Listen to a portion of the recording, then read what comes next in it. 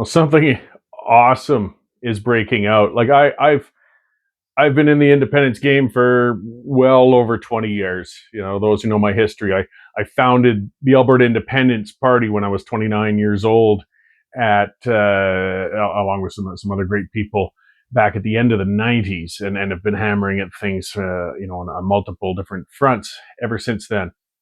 And we've seen support for independence go up and come down, and it's always kind of hung around there.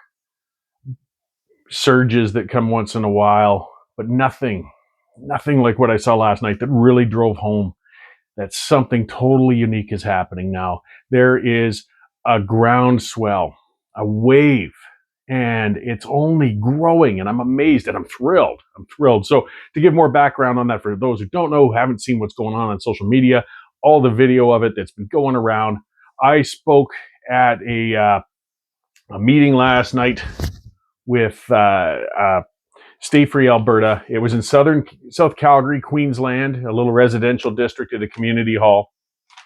And I had a couple other great speakers. John Bolton was hosting it and holding the mic, so that was fantastic.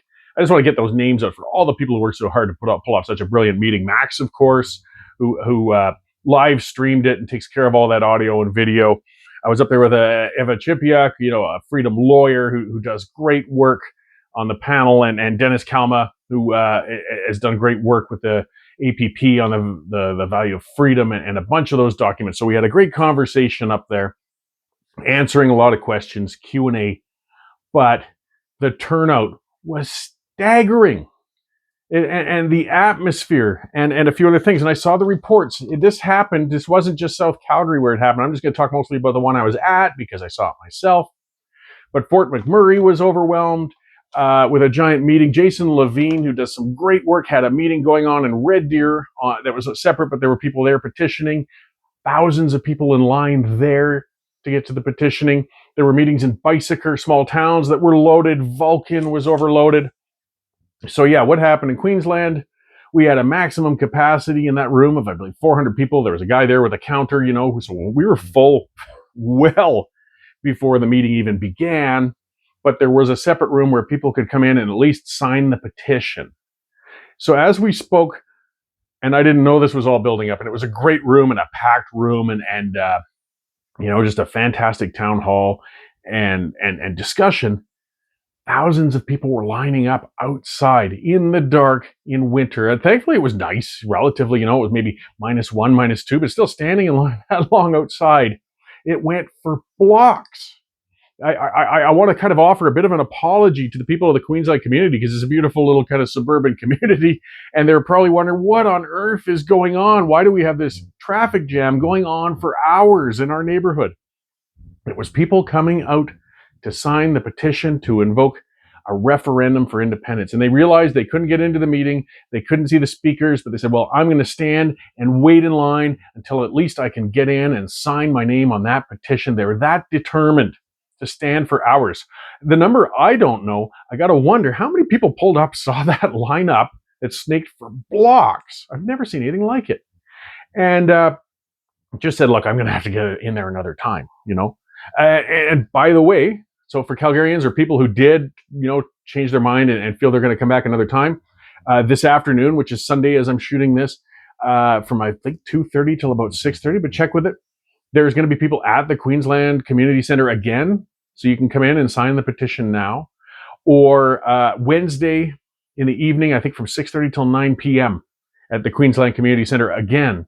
You can come in. They will have people there. So some of the people are asking, why was it so backed up? Part of the problem is this is so new. It just got going, and they are really being careful to do everything perfectly correctly. And so you have to be accredited, of course, to collect signatures. You have to fill out some paperwork and things and get a badge from Elections Alberta. And it's been really slow getting those out. I'm not even going to, I know some people are getting on Elections Alberta's case, but I got a feeling they weren't ready for realizing how many, I bet you they got thousands of people applying for petitioning spots. I applied for one, haven't gotten it yet. So there's still only so many accredited people who can take the signatures right now. So I believe there were 4 or 5 working at the Queensland thing for hours and hours. The other was Heather has been working her butt off. She did a fantastic job putting that together. Jeevan was in there. Kate was up selling materials. I just want to name some of the, and there were a lot of other volunteers who were pulling this off, and happily so, and on their own dime. Guys, the other thing to watch that we're seeing in response to yesterday's big wave of massive turnouts just to sign these petitions and listen to people speak is, of course, the opponents, the Federalists, are going wild. I think a lot of them who had dismissed this thought, it's a nothing movement, we can ignore it, it's going away, realize, oh my Lord, something very real is happening here. I love when someone says, it's only 30% in the polls. Only 1 in 3 Albertans consistently over and over again are saying, we want out of the Federation. You want to dismiss that? You think that's something minor to ignore? No, it's not like the federal NDP numbers in Alberta with single digit support. We're talking about 30% of the province. I've mentioned it before and I'll mention it again. Wexit started well below 50%. The 1995 Quebec referendum started well below 50%. Both of them surged over the course of the campaign. We're looking at a vote on a referendum. It's probably going to happen in October. That's a lot of months of campaigning. It's a lot of months of people reaching out to other people and thinking about this, discussing this, and making the decision that maybe, you know what, it's time. It's time. A plug for myself, by the way, we'll see. I'm going Monday night to Bentley. I'll be speaking there. These meetings are going to be happening over the next few months in the hundreds. And it's not just signing up people for the petition. I mean, that's an important part, very important part, but it's the beginning of the campaign. That was something that was different in this room too. A few things I'll name that are different. And a few things that we'll usually see out of the opponents too. And they couldn't say it when it came to that Queensland meeting because they love looking, oh, look, it's all old white people. Well, it wasn't. It wasn't. There were, look, I'll be blunt. The majority of the room was white. The majority of the room was probably over 50. But there were a lot of young people in there. And there were a lot of people of all different ethnicities from all over. A lot of new Canadians, actually. When I went through that lineup, and not necessarily new Canadians, they might be second or third generation. I'm not going to pretend to be colorblind. I just saw that there were some folks of Asian descent and all sorts of ethnicities. That's the difference between a Calgary meeting and a lot of the rural ones where there's not as much of a mixed demographic. But guys, this isn't an old white person movement. So, and the most recent poll on independence showed something that was really interesting in that it's the young people who are becoming the strongest supporters of this right now. They're the ones surging for it. Because look at them. They're looking at a future that's hopeless. They got a government that's putting their great-grandchildren in debt. Home ownership is an impossible dream. GDP per capita is going into the toilet. We got a country that can't control mass immigration. We got all sorts of issues being overwhelmed and young people saying, God, I got nothing to lose, that's for sure, and going for independence. And they're coming out to these meetings. They're signing up. And these meetings are training grounds. That's a lot of what our discussions were. That's what a lot of the Q&A was to talk to people so that they can better answer questions as this campaign continues. That's part of what's going on. There is no central leader of this, which is a mixed blessing. It's nice to have one focal point to give a consistent message, but at the same time, that gives one target to be pulled down. We've got a lot of great voices, all sorts of people speaking up for independence and going out to these meetings, and look at the way people are coming out to them. It's just astounding. Another one to remind people of, in Calgary at the BMO Center on January 26th. So that's where thousands can fit in, and that's what we have to do. Make this wave keep growing, because that's what brings about the excitement, brings the campaign forward. People seeing that this is a juggernaut. I've, let's say 4 years ago or whatever, when Wexit really kind of surged up. But within 6 months, Wexit just kind of surged back and calmed down. This surged up back in May, April, with the election. I mean, it was there, but it really surged. And it has not calmed down. It's actually grown. It's grown a lot. Seeing the pictures and seeing the overflowing hall in Fort McMurray, that was another one that really let me know something special is going on. I did a tour with the APP with Dennis Modry and Chris Scott, and we did a speaking tour around the province to a whole bunch of locations, and we were traveling in a little Cessna. Oh, that thing terrified me. It was just a tiny little plane, but we hit these different towns, Lac La Biche, Vermilion, good full rooms in those. But we went to Fort Mac, and there were some fantastic volunteers there who set it up in this giant room. But unfortunately, only about 16 or 17 people turned out for that. It was one of the smallest meetings we had.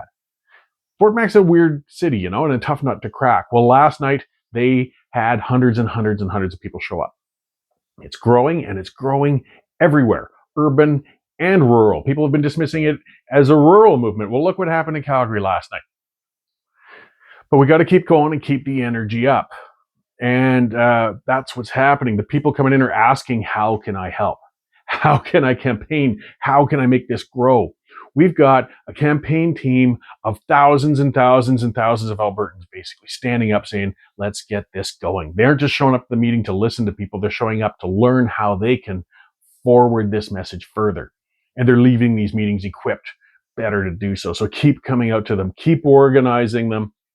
I'm going to be taking off for a break, though I'll still be online and doing my stuff, my videos and stuff, shows for the Western Standard and everything. But I will be out of town for a month. But after that, guys, if you got a local chapter meeting going on, I'm on the speakers list and so on. I love coming out to these things. Hey, call me up. I'll come out because we've got to keep this momentum rolling. And I don't see how it can be stopped.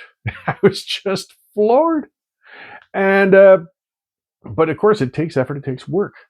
But I'm just pumped, as you can see. It's been a night. I've slept on it. I've looked at the videos. I've thought on things. And holy cow, this is just more than I ever imagined. So, yeah, maybe it's 1 in 3 Albertans. Maybe it's already a little more. There's 6, 7, 8 more months to work on this in the campaign. We can bring this over that line. People, ignore this at your peril. Dismiss us as rednecks and all the rest of the crap at your peril. All that does is entrench support further. People realize, my Lord, the people calling us intolerant are actually the worst bigots of them all. Of course I want to get away from them. Of course I want to oppose them. When they dismiss 30% of Albertans as, and I saw it's the KKK in Calgary. Look, they're all white rednecks. Well, it's not. So how that must feel for the non-KKK types who are in the bunch. Oh yeah, all of them. Just pisses them off, and then they're going to come out and do this even more. So I just wanted to get that out. I am more optimistic than ever. I'll throw out the other plug I always do. It helps me pay those bills so I can get out and do these meetings. People, Jeff Rath, Dennis Modry, Mitch Sylvester, nobody's taken a salary to do these things. We get a little fuel money if it's an out-of-town meeting, and in my case, I sell a few books and it helps me, cover some of this too. So the Sovereignist Handbook, you can get it on Amazon. There's a link down below. Consider getting a copy. It's, again, telling you how to be a better campaigner for independence. It's more on the how than the why. I think a lot of people, if you're buying the book, you already know why, for whatever reasons you might have.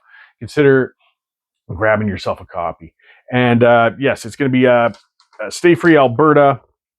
I'll put that website link in there as well. That's where you can see where the meetings are coming, where to find places to sign the petition or sign up and volunteer and take part.